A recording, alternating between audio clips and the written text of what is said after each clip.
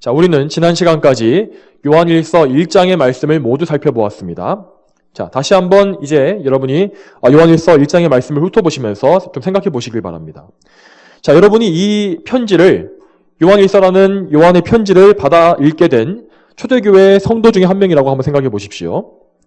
만약 여러분이 이 요한의 편지를 바르게 읽었다면, 특히 1장 부분을 바르게 읽었다면 어떤 생각을 해야겠습니까? 자, 먼저 여러분은 무엇보다 먼저 분명 여러분이 처음으로 예수님을 믿었던 그때를 생각했을 것입니다. 자신의 추악한 죄를 깨닫고 그 생명의 말씀이신 예수님을 믿어서 놀라운 구원을 얻었던 그 기쁨을 처음 상기했을 것입니다. 또한 여러분은 예수님을 믿은 이후에도 여러분에게 남아있는 죄성, 그 죄악된 본성에 대해서 생각했을 것이며, 그래서 하나님의 말씀에 순종함으로써 죄를 멀리하는 삶을 살아야겠구나, 우리가 빛에 거해야겠구나라고 생각했을 것입니다. 그리고 만약 우리가 예전의 삶과 같이, 예수님 믿기 전에 예전의 삶과 같이 죄를 사랑하고 계속 그 안에 거하고 있다면 하나님을 거짓말쟁이로 만드는 큰 죄를 범하는 것이라는 말씀을 읽으면서 여러분은 마음속에 거룩한 두려움을 가지게 되었을 것입니다. 자, 이런 것들이 요한일서 1장을 읽은 참된 성도들이 가지는 올바른 반응이 될 것입니다. 자, 그러나 항상 그렇듯이 말씀을 오해하고 오류를 범하면서 잘못된 반응을 보이는 사람들은 꼭 있습니다. 자, 노련한 목회자인 이 사도 요한은 역시 그 사실을 잘 알고 있었습니다. 자, 실제로 교회 안에는 그 당시에 믿음이 연약한 자들이 여전히 많았고, 또 거듭나고 구원받지 못한 자들도 많이 있었습니다. 또한 무엇보다 사도 요한이 걱정했던 그대로 영지주의 이단에 빠져서, 그 미혹에 빠져서 죄를 마음대로 지어도 좋다는 그런 생각을 하고 있는 사람들도 분명히 있었을 것입니다. 자, 그런 사람들은 요한일서의 첫 부분을 읽으면서 이렇게 오해했을 것입니다. 예수님의 피가 우리를 모든 죄에서 깨끗하게 하신다면 내가 과거나 현재나 미래에 있는 모든 죄를 다 용서받았다는 것인데, 그렇다면 내가 앞으로 죄를 짓는다 해도 무슨 상관이 있을 것인가? 자, 이런 생각을 했을 수도 있고, 자, 혹은 나는 어차피 죄를 지을 수밖에 없는 존재인데, 죄를 지을 수밖에 없는 그런 존재인데, 그렇다면 내가 죄를 짓는 것이 도덕적으로 무슨 문제가 되겠는가? 자, 이런 식의 잘못된 생각을 했을 것이라는 말입니다. 자, 사도는 이러한 무지한 오해를 미리 예상하고서 곧바로 그 오해를 차단하고 있습니다. 자, 2장 1절에 이렇게 말합니다. 나의 자녀들아, 내가 이것들을 너희에게 쓰는 것은 너희로 죄를 짓지 않게 하려는 것이다. 요한은 이처럼 모든 오해를 불식시키고 자신이 편지를 쓴 참된 목적이 무엇인지를 강하게 여기서 천명하고 있습니다. 자, 그 목적이란 것은 성도들이 죄를 짓지 않도록 하기 위한 것이었습니다. 너희가 죄를 지어도 좋다, 어쩔 수 없지 않느냐, 이렇게 방종에 빠지게 만드는 것이 아니라 오히려 더더욱더 죄를 경계하고 죄를 짓지 않도록 하기 위한 것이 요한의 목적이었습니다. 자, 요한 사도는 이제 하나님께로 갈 날이 얼마 남지 않은 인생의 마지막 막바지 황혼기에 서서 이 사역을 마무리 지으면서 다른 모든 연소한 성도들, 자기보다 연소하고 신앙을 늦게 가졌던 그 성도들을 향해서 진심으로 당부하고 있는 것입니다. 1절 처음에 그가 성도들을 부를 때 사용한 나의 자녀들아 라는 말은 이 정말로 이 조그만 아이들, 이 작은 아이들을 부를 때 사용하는 이 사랑스럽고 매우 친밀한 그런 표현입니다. 자, 요한은 실제로 목회자로서 이 평생을 영적인 해산의 고통을 겪어가면서 성도들을 영적으로 낳고 그들을 양육한 바가 있었습니다. 자, 정말로 그는 이 말대로 나의 자녀들아라는 말대로 자신이 목회하는 성도들을 자신의 아이들을 기르는 것처럼 길러내었습니다. 자, 또한 요한은 자신이 떠난 후에 남겨질 성도들이 영적으로 참으로 어린 상태에 있다는 것을 잘 알고 있었기 때문에 그들에 대한 애정어린 염려를 담아서 이 편지를 쓰노라고 말하고 있는 것입니다. 자, 물론 여러분들은 이렇게 생각할 것입니다. 나는 이미 용서받았다고 해서 죄를 마음대로 지어도 된다고 생각할 만큼 그렇게 뻔뻔스럽진 않습니다, 목사님. 이렇게 생각할지도 모릅니다. 자, 그럼에도 불구하고 우리는 우리 자신이 얼마나 죄의 유혹에 쉽게 빠지는지를 항상 생각해야 합니다. 자, 여러분의 삶을 찬찬히 좀 잘 돌아보시기 바랍니다. 물론 여러분이 그렇게 막 죄를 마음대로 지어도 좋다고 생각할 만큼 뻔뻔스럽진 않을 수 있습니다. 하지만 죄를 지을 기회가 생길 때, 뭔가 구미가 당기는 유혹이 여러분에게 찾아왔을 때 여러분은 그 죄에 손을 대고 싶은 마음을 가지지 않습니까? 자, 물론 그 유혹을 뿌리칠 때도 있을 것입니다. 하지만 많은 경우에 분명 말씀에 어긋난다는 것을 뻔히 알면서도 상황에 따라서 그것을 정당화시키려고 할 때가 있고 무슨 마트 시식 코너에 들러서 이것저것 먹어보는 것처럼 여기서 조금 저기서 조금 이렇게 죄를 맛보는 것 정도는 괜찮지 않을까 이렇게 생각할 때가 많지 않습니까? 이렇게 마귀가 던지는 미끼를 처음에는 툭툭 건드리기만 하다가 나중에는 대담하게 한 입 확 베어물게 되고 그렇게 죄의 진창 속으로 빠져들게 되는 것입니다. 이렇게 죄에 빠지게 되면은 영적으로 점점 무감각해지면서 자포자기한 심정으로 나중에 회개하면 되겠지 뭐 이미 죄를 졌지만 나중에 회개하면 되지 뭐 이렇게 말하면서 점점 더 깊이 오히려 더 깊이 죄에 빠질 때도 있는 것이 우리의 본성입니다. 이렇게 우리는 언제나 죄에 빠집니다. 정말 그런데 이 죄가 심각한 문제인 이유는 죄가 우리를 더럽게 만들기 때문에 정결하시고 거룩하신 하나님과의 교제를 가로막는다는 사실에 있습니다. 죄에 무너지고 나서 정말 이렇게 뭔가 회개 기도를 하려고 하면 정말 생각보다 잘 안 될 때가 많습니다. 왜냐하면 우리 양심이 죄 때문에 더럽혀졌기 때문입니다. 마귀는 우리를 참소하면서 우리가 얼마나 염치 없고 뻔뻔스러운지에 대해서 막 소리를 지릅니다. 우리는 그래서 그런 염치 없는 심정 때문에 회개하는 것을 더 꺼리게 되고 하나님 앞에 나아가는 것을 주저하게 될 때가 많습니다.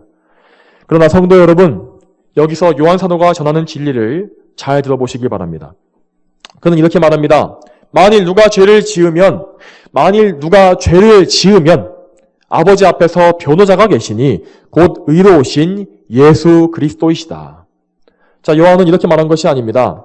자, 성도라도 죄를 짓는다면 구원을 잃어버릴 수도 있다. 이렇게 말한 것이 아니었습니다. 그러니까 죄 짓지 말아라. 너희 구원을 잃고 싶지 않으면 죄 짓지 말아라. 이렇게 말한 것이 아닙니다. 그는 우리가 죄를 지었을 때라도 어쩔 수 없이 죄를 짓는 그때라도 하나님께서 우리를 버리지 않으시며 우리를 위한 구제의 방법을 미리 준비하셨다는 사실을 곧바로 말하고 있습니다. 이처럼 우리에게는 실패하지 않는 변호자가 계십니다. 그분이 바로 우리를 죄에서 구원하시는 예수 그리스도이십니다. 여러분, 우리가 지금 다루고 있는 이 교리에 대해서 오늘날에 정말 많은 미혹이 있다는 사실을 여러분 주의하시기 바랍니다. 오늘날 교회 안에는 우리가 죄를 지었을 때에 구원이 취소될 수 있다고 말하는 사람들이 대단히 많습니다. 우리가 뭔가 많은 죄를 짓고 하나님께서 싫어하시는 짓을 많이 하게 되면 구원이 취소될 수 있으니 여러분 조심하시오. 그러니까 죄를 경계하시오라고 말하는 그런 목사들과 신학자들이 있습니다. 그들은 주로 빌립보서에 나오는 두려움과 떨림으로 자신의 구원을 이루어라 라는 말씀을 인용하면서 우리가 죄를 많이 짓게 되면 구원이 취소될 수 있으니까 조심해라. 여러분이 열심히 구원을 이루어야 한다라고 되어 있지 않느냐라고 말합니다. 또 다른 사람들은 한 번 구원이 영원한 구원이라는 이 구원의 핵심적인 교리를 공격하면서 이런 교리 때문에 교회가 도덕적으로 타락해버리고 성도들이 방탕하게 되는 것이다. 한 번 구원이 영원한 구원이니까 그걸 믿고 죄짓게 되는 것이 아니냐 이렇게 말합니다. 그들은 칭의라는 것이 단번에 이루어지고 영원한 그런 사건이 아니라 일생 속에 계속 반복되어야 하고 무엇보다 최후에 죽은 이후에 마지막에 확정되어야만 그런 칭의를 얻어야만 구원에 이를 수 있다고 주장을 합니다. 여러분 얼핏 보면 지식이 없는 자들이 얼핏 보게 되면 이런 주장이 성도들로 하여금 죄 짓는 것을 뭔가 좀 더 주저하게 만들고 주의하게 만들고 도덕적인 타락에 빠지는 것을 뭔가 방지해 줄 수 있을 것 같은 그런 생각을 하게 됩니다. 그러나 여러분 확실히 하십시오. 성경은 결코 그러한 구원관을 우리에게 가르치지 않습니다. 앞에서도 말했지만 한 번 구원이 영원하다는 것을 방패 삼아서 죄를 마음대로 지을 수 있는 그런 마음을 가진 사람은 그 사람은 원래 성도가 아닌 것입니다. 참된 성도라면 그런 마음을 일절 가질 수가 없습니다. 그런 사람들은 교회 안에 평생 있더라도 아직 믿음 생활을 시작하지도 않은 것입니다. 그런 사람들에게 도덕적인 방탕을 방지하기 위해서 당신 구원이 취소될 수 있다라고 그렇게 위협한다 하는데 무슨 소용이 있겠습니까? 아무 소용이 없습니다. 오히려 그렇게 위협하면 그들은 반대로 예수님께 의지하는 것이 아니라 오히려 위선적인 율법주의자가 되고 말 것입니다. 자기의 의를 더 바라고 예수님께로부터 더 멀어지게 될 것입니다. 예수님께서 이루신 구원이 취소될 수 있다고 말하는 것은 결국 우리의 구원이 예수님의 의가 아니라 사람의 의지와 노력에 달려 있다고 말하는 것과 똑같습니다. 여러분, 그런데 하나님의 참된 일꾼인 요한 사도는 결코 그러한 구원관을 우리에게 말해주고 있지 않습니다. 자, 여러분 보십시오. 그는 결코 죄 지은 성도를 정죄하지 않습니다. 만일 누가 죄를 지으면이라고 말하지 않습니까? 하지만 동시에 그는 성도가 죄를 마음대로 져도 된다라고 말하지도 않습니다. 그는 이렇게 말하는 것과 같습니다. 나의 자녀들아, 죄를 미워하고 멀리해라. 힘써 죄와 싸우고 하나님 안에서, 빛이신 하나님 안에서 빛 가운데 항상 거해라. 그러나 우리는 모두 죄인이기 때문에 죄를 지을 수밖에 없구나. 그러면 죄를 지었을 때 어떻게 하겠느냐? 하나님 아버지께서 우리가 죄를 지을 때마다 우리의 구원을 취소해버리겠다고 우리를 위협하시겠느냐? 아니다. 아버지 앞에는 우리의 신실한 변호자가 계신다. 그분이 계시기 때문에 우리의 구원은 확실하고 영원한 것이다. 그 변호자는 다름 아닌 의로우신 예수 그리스도시다. 여러분, 이제 사도가 우리의 변호자를 설명하기 위해서 사용했던 단어들을 하나씩 살펴보겠습니다. 자, 먼저 우리의 변호자께서는 어디에서 변호하십니까? 아버지 앞에서. 아버지 앞에서 우리를 변호하신다고 하십니다. 하나님 아버지께서는 언제나 공의로우시기 때문에 죄를 그냥, 어떤 죄가 있을 때 죄를 아무 대가 없이 그냥 덮어놔버리실 수가 없습니다. 내가 그냥 못 본 척 해줄게. 이렇게 처리하실 수가 없다는 말입니다. 우리가 날마다 짓는 죄, 이 모든 죄, 그것이 아무리 작은 죄라 할지라도 그것이 합당하게 처리되지 않는다면 우리는 결코 공의로우신 아버지 앞에 나아갈 수가 없는 것입니다. 여러분, 그런데 모든 만물의 창조주이시고 주인이신 하나님 아버지 앞에 쫓겨난 인생, 그분께 나아갈 수 없는 인생에 무슨 소망이 있겠습니까? 이처럼 소망도 없고 의도 없는 우리를 위해서 예수님께서는 친히 아버지 앞에서 아버지와 우리 사이에 중보자가 되시는 것입니다. 예수님은 우리를 아버지와 화목하게 하시는 분이시며 우리가 아버지 앞으로 나아갈 수 있게 해주시는, 우리의 손을 붙잡아 주시는 생명의 구원자이십니다. 또한 요한 사도는 예수님께서 우리를 위한 변호자가 되신다고 했습니다. 변호자. 자, 우리가 죄를 지을 때 마귀는 마치 검사처럼 우리를 고소하며 우리의 죄악에 대해서 참소하는 말을 막 쏟아냅니다. 그럴 자격이 없음에도 불구하고 우리를 막 미워하면서 참소하는 것입니다. 우리가 가진 구원, 영원히 잃지 않을 그 구원을 마귀는 정말로 미워하고 어떻게든 할 수만 있다면 우리를 하나님께로부터 떼어내고 노력합니다. 그래서 우리를 참소하는 것입니다. 또한 하나님의 율법 역시 우리가 하나님 앞에 죄를 지었다는 것을 명명백백히 다 보여줍니다. 자, 보아라. 이 율법책에 너의 죄가 적혀있지 않느냐. 그럴 것입니다. 이러한 무서운 정죄 앞에서, 고소 앞에서 우리 스스로 할 수 있는 것은 아무것도 없습니다. 정말 입이 100개라도 우리는 할 말이 없을 것입니다. 거룩하신 하나님 앞에서 정말 명백히 은혜를 입었음에도 불구하고 또 죄를 지었는데 도대체 우리가 무슨 할 말이 있겠습니까? 무슨 염치가 있겠습니까? 그렇지만 우리와는 별개로 우리의 변호자이신 예수님께서는 우리를 위하여 할 말씀을 항상 가지고 계십니다. 그분은 우리 죄를 씻기 위해서 친히 그분께서 흘리신 보혈과 우리를 대신해서 이루신 율법의 의를 근거로 해서 우리를 위해서 하실 말씀을 항상 준비하시는 것입니다. 2000년 전에 십자가에서 사탄은 이미 예수님께 한번 크게 패배하고 머리를 상했기 때문에 예수님 앞에서는 도저히 아무 말도 할 수 없습니다. 우리 앞에서는 마구로 떠들다할지 몰라도 예수님 앞에서는 입을 다물 수밖에 없습니다. 우리의 변호자께서는 패배를 모르시며 모든 대적들의 입을 닫게 하시는 완전하신 분이십니다. 자, 그러면 여러분, 이 변호자, 아버지 앞에서 우리를 변호하시는 중보자 이분은 도대체 어떤 분이십니까? 요한은 세 단어로 우리의 변호자를 표현합니다. 의로우신 예수 그리스도. 자, 먼저 우리 변호자는 누구십니까? 어떤 분이십니까? 의로우신 분이십니다. 만일 하나님 아버지 앞에서 예수님께도 만약에 어떤 죄가 있었다면 그것이 아무리 작은 죄라 할지라도 예수님은 결코 우리의 중보자가 되실 수 없었을 것입니다. 죄인은 먼저 자기 자신의 죄 먼저 해결하기 전까지는 누구의 죄도 대신할 수가 없습니다.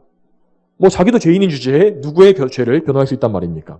그러나 예수님께서는 죄 없이 완전히 의로우신 분으로서 우리의 중보자가 되어주시는 것입니다.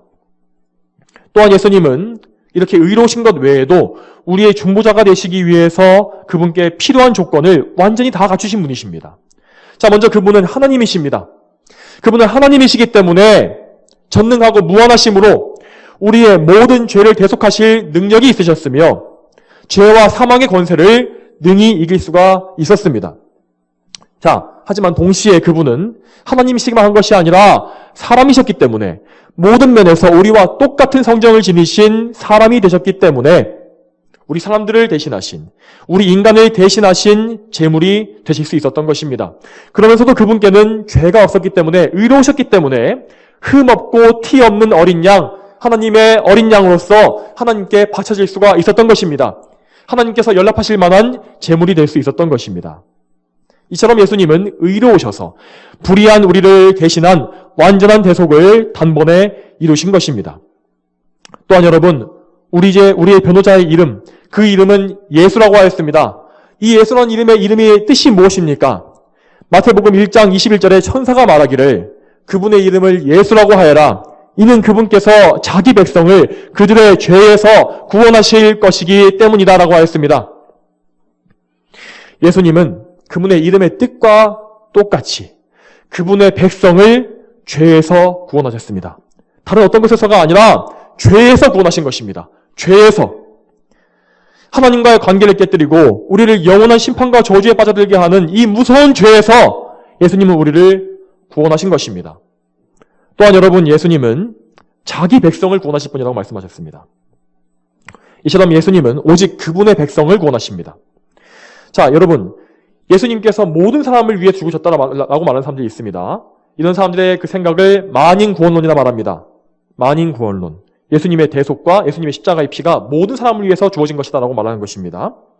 하지만 여러분, 예수님께서 모든 사람을 위해서 죽으셨고 모든 사람을 구원하신다고 말하는 이 만인구원론은 성경적으로도 틀렸고 상식적으로도 도저히 맞지가 않습니다. 여러분, 실제로 이 세상을 좀 보시기 바랍니다.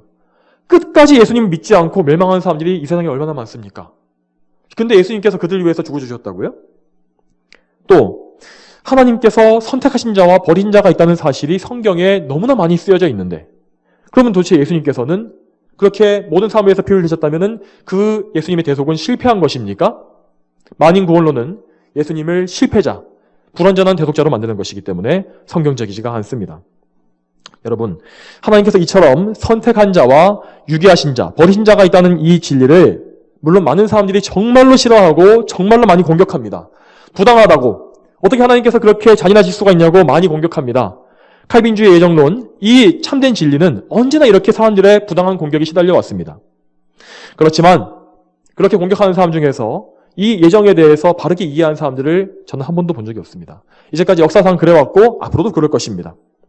사람의 생각과 관계없이 하나님의 진리는 언제나 참된 진리입니다. 결코 변하지 않는 영원한 진리입니다. 우리는 그저 우리가 해야 될 것은 하나님께서 모든 사람을 다 그저 멸망에 버려두신 것이 아니라 그중 일부를 선택하셔서 자기 백성으로 삼으셨다는 그 사실입니다. 그것에 놀라워하고 감사하는 것이 우리 일입니다. 선택과 구원이 오직 하나님의 주권에 달려있음을 믿고 예수님을 믿고 예수님을 전하는 일에 충성을 다하는 것, 이것이 우리의 의무인 것입니다. 이것이 하나님의 예정에 대해서 참되게 믿는 태도인 것입니다. 자, 세 번째로 우리의 변호자, 이분은 그리스도라고 불리십니다. 이 그리스도는 기름 부음 받은 자라는 뜻입니다. 자, 이 그리스도라는 말은 헬라어 단어이고 그것의 히브리어 단어는 메시아입니다. 메시아를 번역한 것이 바로 그리스도입니다. 자, 구약 성경에는 기름 부음을 통해서 세워지는 세 가지의 직분이 나옵니다. 그것은 제사장과 선지자 그리고 왕입니다. 하나님께서는 당신께서 택하신 사람에게 그분의 직분을 맡기신다는 표시로서, 그분의 권한을 위임하신다는 그런 표시로서 자, 그의 머리에 거룩한 기름을 붓도록 하셨습니다. 그러나 구약의 모든 직분자들은 자, 동시에 두 가지나 세 가지 직분을 맡을 수가 없었습니다. 어떤 사람도, 어떤 위대한 인물도 세 가지 직분을 동시에 맡을 수가 없었습니다. 오직 한 개의 직분만을 그가 정식으로 맡았고, 또한 그들 역시 죄인이었기 때문에 그 직분마저도, 한 개의 직분마저도 완전하게 수행할 수가 없었습니다. 다윗도 그랬고 아론도 그랬으며 정말 엘리야든지 누구든지 다 그들은 하나의 직분마저도 완벽하게 수행할 수가 없었습니다. 자, 그들은 그림자였습니다. 그들은 물론 위대한 인물이었지만 결국 모두 기름 부음 받으신 분인 메시아를 예표하는 그런 사람들이었습니다. 예수님은 이처럼 우리의 구원자가 되시기 위해서 하나님 아버지께 직접 기름 부음 받으신 분이십니다. 예수님의 기름 부음은 사람에게 받은 것이 아닙니다. 인간 선지자에게 받은 것이 아니라 하나님 아버지께 직접 받으신 기름 부음입니다. 여러분, 예수님께서는 선지자와 제사장과 왕의 모든 직분을 한 번에 다 담당하시며 그 모든 직분을 완성하셨고 앞으로도 영원히 우리를 위해서 담당하시는 분이십니다. 하나님께서는 예수님을 이 땅에 보내시고 이 땅에 보내실 때에 성령을 한없이 주심으로써 그분께 기름 부어주셨습니다. 사도행전 10장 38절에 이렇게 나와 있습니다. 하나님께서 나사렛 사람 예수께 성령과 능력으로 기름 부으셨다. 이렇게 되어 있고 요한복음 3장 34절에는 하나님께서 예수님께 성령을 한없이 주셨다. 이렇게 말하고 있습니다. 이처럼 예수님께서는 하나님께서 구약 성경에서 약속하시고 예언하셨던 그 메시아, 우리의 구원을 위해서 하나님께서 성령으로 기름 부어 세우신 단 한 명의 구원자이신 것입니다. 이와 같이 의로우신 예수 그리스도께서 아버지 앞에서 우리의 변호자가 되어주시니 우리는 언제나 그 예수님의 믿음으로 말미암아 용기를 낼 수가 있는 것입니다.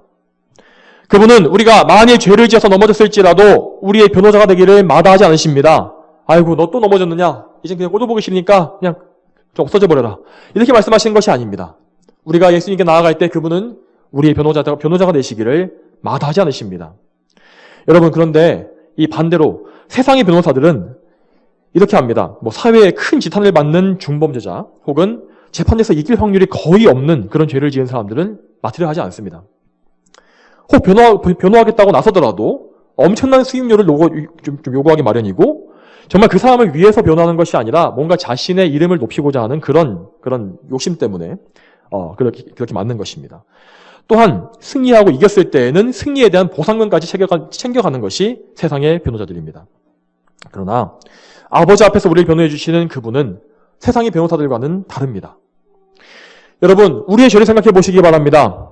정말 우리의 죄가 세상 법정에서 정죄받는 그 죄와 비교할 수나 있습니까? 우리가 누구에게 죄를 지었습니까? 우리는 영원하신 하나님께, 그 하나님께 죄를 지은 최악의 중범죄자가 아닙니까? 우리가 그 죄가 작다고 생각하는 것이 무슨 소용이 있죠? 그것은 다 하나님께 지은 죄입니다. 우리는 정말 중범죄자입니다.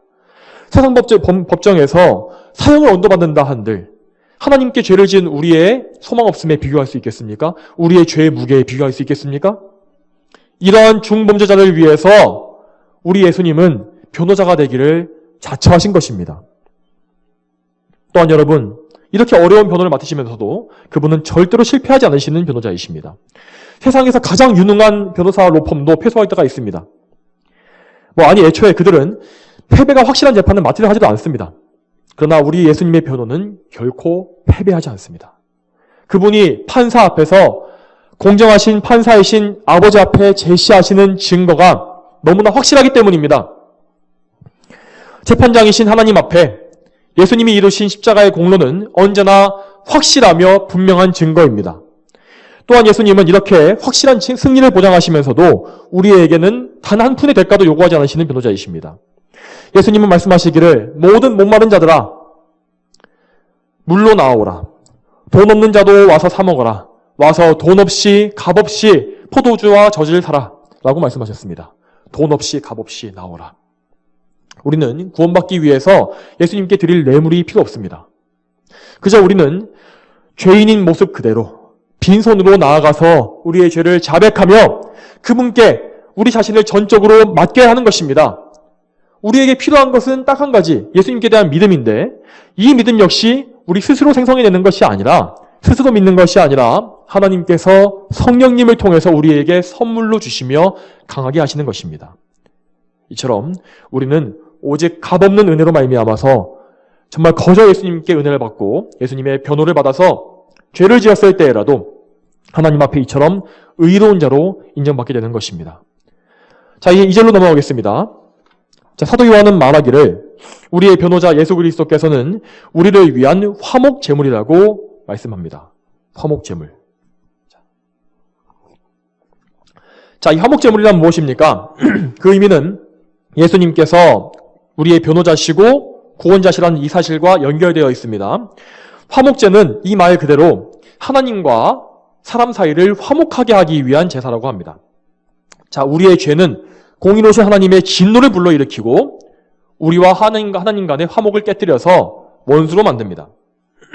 하나님께서는 자신의 형상으로 지으신 인간이 죄를 지을 때 그분의 영광을 위해서 싸우시고 죄에 대한 마땅한 보응을 인간에게 내리시는 분이십니다. 죄인은 하나님의 진노로 죽어 마땅합니다. 그러나 예수님께서 우리 죄인들을 대신해서 제물이 되어서 죽으심으로써 우리가 받아야 될 죄값을 대신 다 치르신 것입니다. 우리의 모든 죄의 대가가 다 치러졌기 때문에 하나님께 지불되었기 때문에 하나님의 진노는 이제 가라앉게 되었고 하나님의 공의는 만족되었습니다. 더 이상 남아있는 것이 없는 것입니다. 이로써 우리는 하나님 앞에 의로운 방법으로 받아들여지게 되었으며 하나님께서도 그것을 인정하시고 우리와 화목하게 되신 것입니다. 자, 여기에서 우리는 예수님께서 하신 일뿐만 아니라 우리를 구원하시기 위해서 아버지 하나님께서 하신 일, 성자 예수님 말고 아버지 하나님께서 무엇 하셨는지에 대해서도 발견할 수가 있습니다. 창세기 22장에는 하나님의 명령으로서 아들 이삭을 제물로 바치기 위해 산에 오르는 아브라함의 이야기가 나옵니다. 창세기 22장 7절과 8절에 이렇게 나옵니다. 이삭이 그의 아버지 아브라함에게 말하기를 내 아버지여 하니 아브라함이 대답하였다. 내 아들아 내가 여기 있다. 이삭이 말하기를 보십시오. 불과 나무는 있는데 번제를 위한 어린 양은 어디 있습니까? 하니 아브라함이 내 아들아 번제를 위한 어린 양은 하나님께서 자신을 위하여 준비하실 것이다 라고 말하고 그 두 사람은 함께 걸어갔다. 자, 아브라함은 이렇게 말하고 묵묵히 하나님의 명령대로 행하여서 정말로 이삭을 묶어놓고 칼로 잡아 바치려고 했습니다. 그러나 그때 하나님의 천사가 하늘에서부터 급히 아브라함을 불러서 멈춰 세웠고 아브라함은 그때 뿌리 수풀에 걸린 순양 한 마리를 발견해서 그 순양을 잡아 그의 아들을 대신해서 그것을 번제로 하나님께 드렸다라고 기록되어 있습니다. 아브라함은 그것을 기념하기 위해서 그 산의 그 장소의 이름을 여호와 이레라고 불렀는데 그것은 여호와의 산에서 준비하실 것이다. 하나님께서 준비하실 것이다 라는 의미입니다. 하나님께서는 이처럼 이삭을 대신하여서 바칠 순양을 친히 직접 그분의 손으로 준비하셨습니다. 그리고 여러분 이렇게 바쳐진 순양과 같이 구약시대 내내 수많은 양과 소와 비둘기 등이 사람들을 대신해서 죄인들을 대신해서 제물로 바치셔서 그렇게 화목제물이 됐습니다. 그러나 예수님께서 오실 때에 그 이후에 모든 것이 다 변했습니다. 히브리서 10장 5절에 이렇게 나와 있습니다. 그러므로 그리스도께서 세상에 들어오실 때에 말씀하셨다. 주께서 희생제물과 헌물을 원치 않으시고 오히려 나를 위하여 한 몸을 예비하셨습니다. 또한 그 뒤에 이어지는 10장 10절에 이 뜻 안에서 예수 그리스도의 몸을 단번에 들이심을 통하여 우리가 거룩하게 되었다라고 하셨습니다. 여러분, 구약시대에 동물로 드려진 희생제사, 이런 제사는 죄인을 완전하게 하지 못했고 죄를 지을 때마다 반복해서 자주 드려야 했습니다. 그것은 예수 그리스도의 몸을 단번에 들이심을 통해서 우리를 완전히 거룩하게 하신 그 제사를 보여주는 것이었습니다. 예표하는 것이었습니다. 그리고 그 그리스도의 몸은 하나님 아버지께서 바쳐진 그 그리스도의 몸은 하나님 아버지께서 그리스도 예수님을 위해서 예비하신 것이라고 성경에 나와 있습니다. 하나님께서는 이제 예수님을 세상에 보내실 때 구약 성경의 모든 예언이 이제 성취될 그때가 되었을 때에 이제는 더 이상 동물로 바치는 그런 불완전한 희생제사를 더 이상 원치 않는다고 하셨습니다. 그래서 그분은 그분의 모든 사랑하는 백성들을 대신해서 바칠 한 몸, 그리스도의 그 한 몸을 직접 예비하신 것입니다. 여러분, 아브라함은 자기 아들 이삭을 바칠 필요가 없었습니다. 그는 실제로 그 아들을 바치지 않았습니다. 하지만 아버지 하나님께서는 우리를 위하여서 자신의 독생자 하나뿐인 아들을 아끼지 않으시고 바치셨습니다. 이삭을 대신하여서 순양 한 마리가 예비되었듯이 우리 죄인을 위하여서 흠없고 정결한 어린 양이신 예수 그리스도께서 예비되셨습니다. 또한 2절 마지막에 예수님의 화목제는 우리 죄뿐 아니라 온 세상의 죄를 위한 것이라고 하셨습니다. 여러분, 이 말씀은 앞에서도 말했지만 예수님이 온 인류 전체를 구원하시기 위해서 대신 화목제를 드렸다는 뜻이 아닙니다. 이 만인 구원론은 절대 성경에서 지지하는 것이 아닙니다. 여기에서 온 세상의 죄를 위한다고 하신 것은 이런 뜻입니다. 민족과 국가의 차별이 없이 모든 나라에 복음이 선포되고 모든 민족에서 구원받을 사람이 선택되어 하나님께 나오게 될 것이다. 이 말씀입니다. 즉, 이 말씀을 듣고 있는 우리들뿐만 아니라 우리 지금 구원받은 성도들뿐만 아니라 아직까지 말씀이 전해지지 않은 오지의 지역과 종족들, 그들 중에서도 하나님께서는 차별이 없이 구원받을 자를 선택하셨고 예수님께서는 그들을 위해서도 화목제물이 되셨다라고 말하고 있는 것입니다. 그렇기 때문에 우리는 모든 종족에 가리지 않고 나아가서 구원의 복음을 전해야 한다라는 것이 하나님의 그 의미인 것입니다. 사랑하는 성도 여러분, 오늘 우리는 이 들은 말씀을 통해서 죄를 더욱더 멀리하고 죄를 미워할 만한 믿음의 동기와 능력을 부여받게 됩니다. 예수님께서 우리 죄를 영원히 사하셨다고 할 때, 또는 우리가 죄를 지을 수밖에 없는 불완전한 죄인이라고 해서 죄 짓는 것을 정당화하지 마십시오. 그런 흉내라도 내시지 마시길 바랍니다. 그런 것들은 성도에게는 전혀 어울리지 않는 것입니다. 이 죄라는 것은 우리와는 정말 맞지 않는 것입니다. 정말 부자연스러운 것이고 하나님과 맞지 않는 것입니다. 이것을 기억하십시오. 그러나 여러분, 어쩔 수 없이 죄를 짓고 넘어졌을 때, 우리의 불완전함과 연약함에 슬퍼하고 애통해할 때, 그때는 여러분 주저하지 마시고 지체 없이 여러분을 위해 화목제물이 되신 의로우신 변호자 예수 그리스도를 바라보십시오. 우리는 그 변호자를 바라보는 가운데에서 죄와 싸우며 그분으로 힘입어서 거룩하게 성화되어 가는 것입니다. 성화 역시 우리 힘으로 되는 것이 아닙니다, 여러분. 예수님께로부터 받은 능력과 은혜로 말미암아 우리는 성화되는 것입니다. 여러분, 그렇게 성화되게 되면 우리는 고의적으로 짓는 죄, 습관적으로 짓던 죄들이 점점 끊어지게 될 것입니다. 우리 안에 있는 죄의 세력이 점점 약화될 것입니다. 점점 하나님과 점점 가까워질 것이고 우리의 시간뿐만 아니라 몸과 영혼도 하나님과 점점 친밀해져 갈 것입니다. 그러나 여러분, 그럼에도 불구하고 우리에게는 평생토록 늘 죄가 있을 것입니다.